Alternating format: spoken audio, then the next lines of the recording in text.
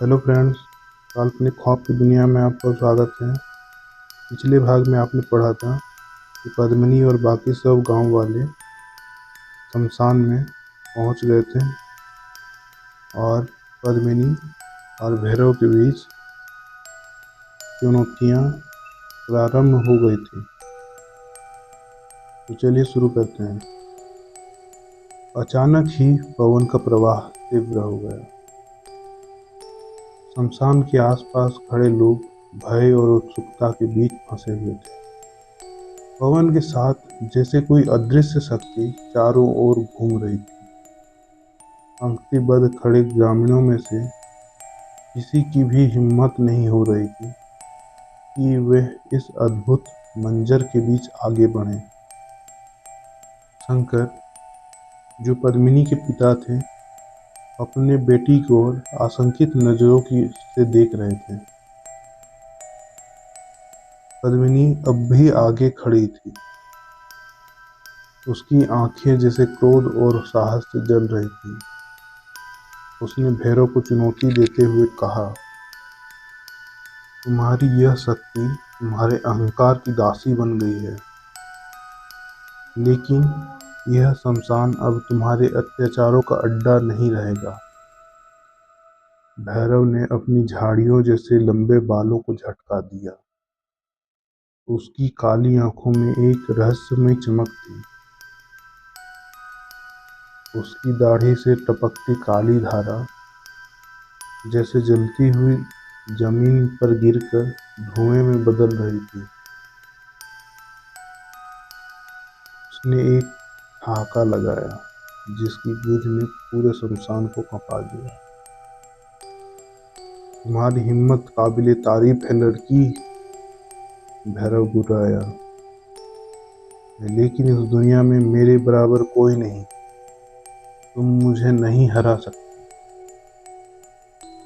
पद्मिनी ने अपने दाहिने हाथ से एक त्रिशूल उठाया। उसने अपनी आंखें बंद कर ली और मन ही मन कुछ मंत्र बुदबुदाने लगी। ग्रामीणों ने देखा, शमशान की राख अचानक से हवा में उठने लगी। किसी अदृश्य शक्ति ने माहौल को और भी भयानक बना दिया था। शंकर ने लोगों को शांत रहने का इशारा किया, लेकिन उन सभी के चेहरे पर डर साफ झलक रहा था। भैरव और पद्मिनी के बीच की यह लड़ाई अब अपने चरम सीमा पर थी। भैरव ने अपने दोनों हाथ उठाए और अचानक ही आकाश में एक लाल चमक दिखाई दी। वह कोई साधारण बिजली नहीं थी। ऐसा लग रहा था जैसे आग का तूफान आसमान से उतरने वाला हो। पद्मिनी ने तुरंत त्रिशूल से अपने सामने लाकर उस ऊर्जा से खुद को बचाया। दोनों के बीच लगातार ऊर्जा का टकराव हो रहा था। भैरव ने जमीन पर एक जोरदार मुहर लगाई। वहां से काले नाग की तरह धुएं का बादल पद्मिनी की ओर बढ़ने लगा, लेकिन पद्मिनी ने अपने साधना के बल पर उस लहर को रोक दिया। तो उसने भैरव को ललकारा, तुम्हारा जादू केवल तुम्हारी आत्मा के अहंकार से भरा है, लेकिन मेरी शक्ति सत्य और धर्म से जुड़ी है। भैरव यह सुनकर एक पल के लिए चुप हो गया। अगले ही पल उसकी आंखों में क्रोध की ज्वाला पुनः भड़क उठी। उसने अपनी भुजाएं फैलाई और एक डरावनी सी मंत्र का उच्चारण करना प्रारंभ किया। अब ऐसा लग रहा था जैसे शमशान भूमि ही लड़ाई का अखाड़ा बन गई हो। वहां खड़े सभी लोग चिल्लाने लगे, हालांकि कोई भी उस अदृश्य शक्ति को देख नहीं पा रहा था। वे केवल तेज हवाएं, आवाजें और धरती का हिलना डुलना ही महसूस कर पा रहे थे। शंकर ने पद्मिनी को चिल्लाते हुए उसे चेतावनी देने की कोशिश की, लेकिन उसकी आवाज हवाओं के शोर में डूब गई। पद्मिनी ने अपनी साधना के अंतिम चरण में प्रवेश कर लिया। उसकी सांसें तेज थीं, लेकिन उसकी आंखों में आत्मविश्वास था। उसने त्रिशूल को दोनों हाथों से उठाकर भैरव की दिशा में जोर से फेंका। त्रिशूल ने जैसे ही भैरव को छुआ, वह आग की लपटों में बदल गया। भैरव की दर्द भरी चीख से पूरा आसमान गूंज उठा। उसकी शक्ति धीरे धीरे क्षीण होने लगी थी, लेकिन भैरव इतनी आसानी से हार मानने वाला नहीं था। उसने अपनी बची खुची शक्ति इकट्ठा करके एक भयानक सा तूफान खड़ा कर दिया। तुमने मुझे कमजोर समझने की भूल की है लड़की, भैरव चिल्लाया। मैं यह साबित कर दूंगा कि तुम्हारा धर्म मेरे अहंकार से कमजोर है। पद्मिनी ने अपने हृदय में देवी को पुकारा। वह जानती थी कि यह उसकी अंतिम परीक्षा है। उसने अपनी आंखें बंद की और अपनी पूरी ऊर्जा को इकट्ठा करके एक मंत्र का जाप किया। उसके शरीर के चारों ओर एक तेज रोशनी फैल गई।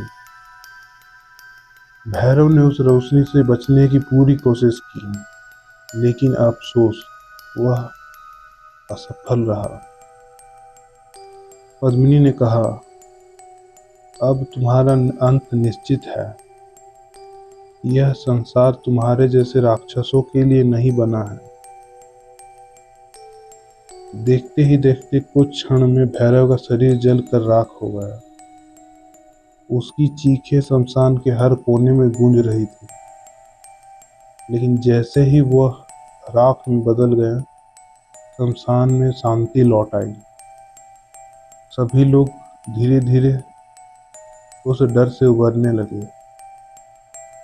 वे अभी भी नहीं समझ पा रहे थे कि वास्तव में हुआ क्या था, लेकिन उन्होंने देखा कि पद्मिनी अब भी वहीं खड़ी थी। उसकी आंखें थकी हुई थी, लेकिन चेहरे पर संतोष का भाव था। शंकर दौड़कर अपनी बेटी के पास पहुंचे और उन्होंने उसे गले लगा लिया। शंकर की आंखों में गर्व और खुशी की लहर थी। एक वृद्ध ग्रामीण ने आके कहा, पद्मिनी, तुमने आज इस गांव को बचा लिया। हमें नहीं पता कि यह सब कैसे हुआ, लेकिन इतना जरूर पता है कि तुम में कोई अद्भुत शक्ति है। पद्मिनी ने मुस्कुराते हुए कहा, यह मेरी शक्ति नहीं है, यह तो देवी का आशीर्वाद है। पद्मिनी और भैरव के बीच में इस अद्भुत संघर्ष के बाद जब सब कुछ शांत हो गया, तो पद्मिनी ने अपने पिता शंकर को पूरा रहस्य बताया। यह रहस्य न केवल चौंकाने वाला था, बल्कि वर्षों पुराने कड़वे अतीत को भी उजागर करता था। पद्मिनी ने अपने पिता को बताया कि भैरव कोई और नहीं, बल्कि उनका अपना सगा भाई था। शंकर को यह सुनकर गहरा आघात पहुंचा।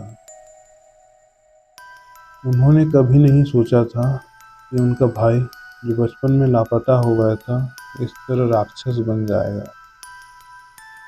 पद्मिनी ने विस्तार से समझाया कि भैरव, जो शंकर का बड़ा भाई था, घर से बचपन में भाग गया था। गांव के लोग और सभी परिवार वाले यही मान बैठे थे कि शायद वह जंगली जानवरों का शिकार हो गया है या किसी विपत्ति में मारा गया है। लेकिन असल में भैरव जंगल में एक शमशान सिद्ध तांत्रिक के पास शरण लेकर रहता था। यह बाबा न केवल एक शक्तिशाली असली तांत्रिक था, बल्कि अपने शिष्यों को अंधकारमय शक्तियों में दीक्षित करता था।